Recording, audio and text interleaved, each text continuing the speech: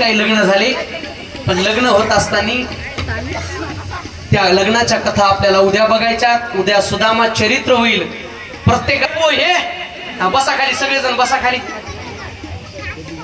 सडा समर्जन करायचा, रांग रंगळ्या काढायच्या आणि महाराज आपापल्या मुलीला पारायणाला बसलेत, त्यांनी ग्रंथ डोक्यावर घ्यायचा। कोण म्हणलं चित्रपट पाहायला यायचंय? दिंडीला यायचंय, दिंडीला।